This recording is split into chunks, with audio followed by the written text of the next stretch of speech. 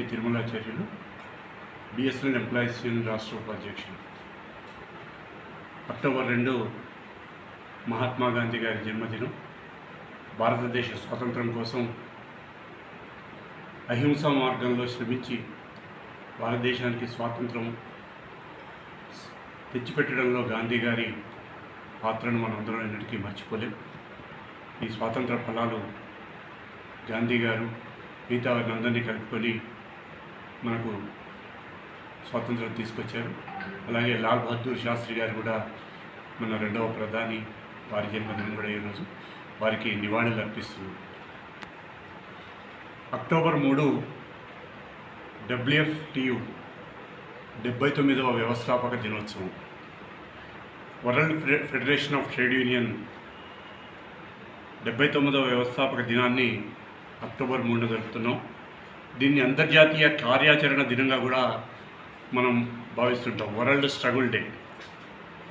ఇది ఈరోజు ప్రపంచవ్యాప్తంగా పెట్టుబడిదారీ వర్గం పెన్షన్లలో కోత, వేతనాల తగ్గింపు, పని గంటల పెంపు, వీటన్నిటినీ అమలు చేస్తూ కార్మిక వర్గం మీద దాడులు చేస్తున్నాయి. సమ్మె హక్కుతో పాటు ట్రేడ్ యూనియన్లు ఉన్న హక్కులన్నింటినీ తొలగించడానికి పెట్టుబడిదారు వర్గం అనేకమైన ప్రయత్నాలు చేస్తుంది. వీటన్నిటికీ వ్యతిరేకంగా world federation of trade unions పోరాటాలు నిర్వహిస్తుంది. పని గంటల తగ్గింపుకు వ్యతిరేకంగా, అలాగే వేతనాల పెంపు, సామాజిక భద్రత, మెరుగైన జీవన ప్రమాణం, విద్య, ఆరోగ్యం, సామాజిక భద్రత కోసం WFTO పోరాటాలు నిర్వహిస్తున్నది. పనిచేసే ప్రదేశాలలో సురక్షిత, అలాగే చక్కని వాతావరణాన్ని కల్పించాలని ప్రపంచవ్యాప్తంగా కార్మిక వర్గం పోరాటాలు నిర్వహిస్తున్నది. WFTO ఈ పోరాటాలకు నాయకత్వం వహిస్తుంది. అక్టోబర్ 3, 2024న WFTO 79వ వ్యవస్థాపక దినాన్ని బిఎస్ఎన్ఎల్ ఎంప్లాయీస్ యూనియన్ ఘనంగా నిర్వహిస్తుంది. హైదరాబాద్లోని CGM ఆఫీస్ ఎదురుగా ఈ యొక్క కార్యక్రమాన్ని నిర్వహిస్తోంది. బిఎస్ఎన్ఎల్ ఎంప్లాయీస్ యూనియన్లోని కార్మిక వర్గం అంతా, ఉద్యోగ వర్గం అంతా కూడా ఈ కార్యక్రమంలో జరుపుకుంటున్నారు. అలాగే ప్రతి జిల్లాలో కూడా ఈ యొక్క WFTO వ్యవస్థాపక దినాన్ని నిర్వహిస్తున్నాం.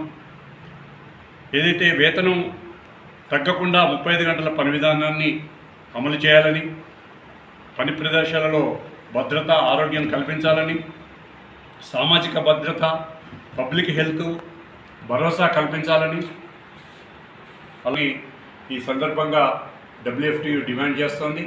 ఈ డిమాండ్లను సాధించడం కోసం ప్రపంచ కార్మిక వర్గం అంతా సమాయత్తమవుతోంది. ఈ పోరాటంలో ఏదైతే WFTO మనకి ఇస్తున్న పోరాటాల డిమాండ్లను నెరవేర్చే వరకు మనం అందరం కూడా, భారతదేశ కార్మిక వర్గం అంతా కూడా WFTOతో కలిసి పనిచేసి మన డిమాండ్లను సాధించుకోవాలని చెప్పేసి తెలియజేస్తాం.